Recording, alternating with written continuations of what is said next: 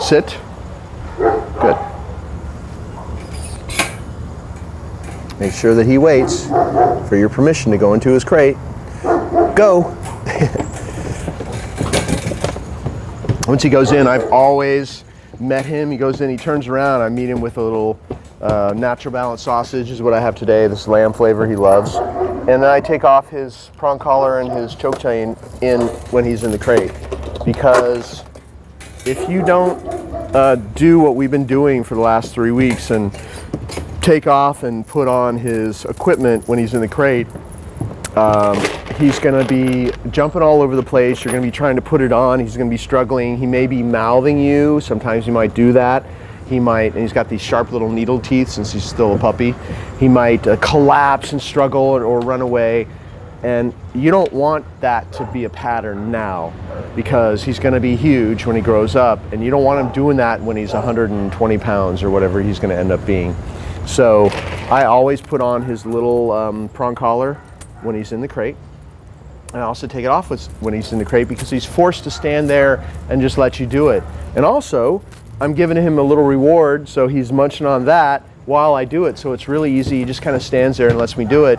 And if you do it this way, while he grows up, later on, you'll be able to do it outside of the crate, because he'll be used to just standing there and letting you do whatever you want with his collars. And then you won't have to use the crate later on if you don't want to. Of course, this crate then will be much bigger than this one. So when I take off his prong collar, I just hang it there on the door.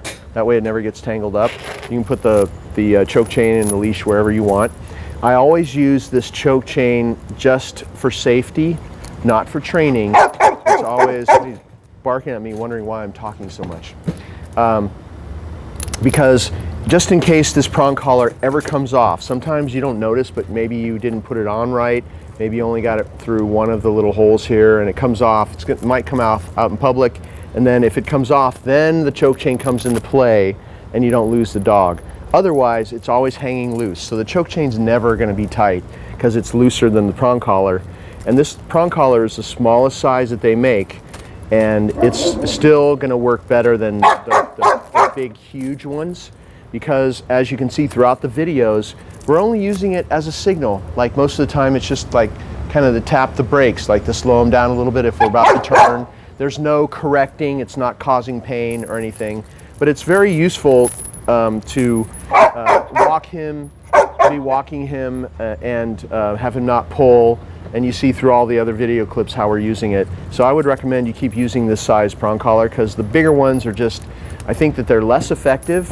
It seems like the bigger they are, the less effective they are, and they're a hassle for you to put on and take off as well. So I'm gonna put his stuff on again, and first I'd put on the choke chain, and see how I have it here.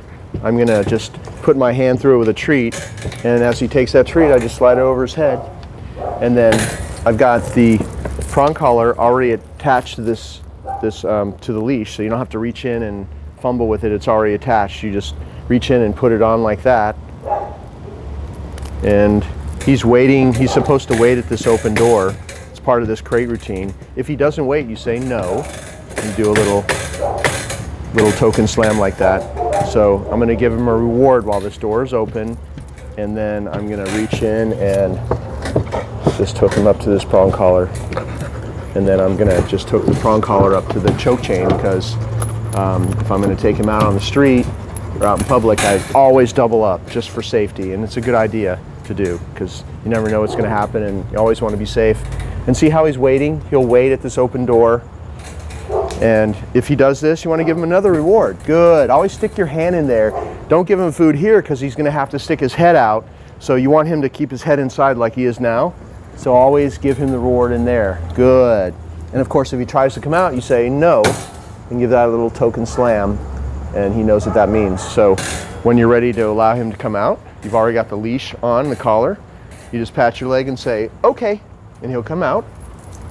And then if you're in the house, since you're always keeping this door closed, because the benefit of this crate routine is that the door is always closed, and that's how you control the boundary. He loves his crate, That's where he gets fed. That's where he gets his bones and all the things he likes in there. He gets treats when we handle him in there. As you can see, he gets treats when he goes in. He gets treats when he's coming out. So he loves being in there.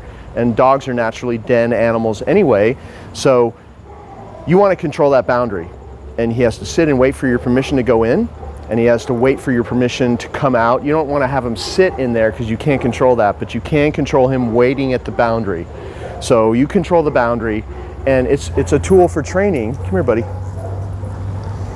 And so you want to always keep it closed. If you leave it open, then he can just go in and out, and you squander your greatest power when it comes to the crate. So always keep that door closed. So I came out, I did a little left turn, I closed the door.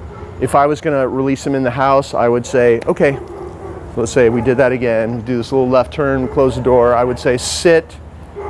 I wouldn't let him run out of the crate and be free and take off. I'd have him sit, and I'd release him in the house. Go, be free, like that.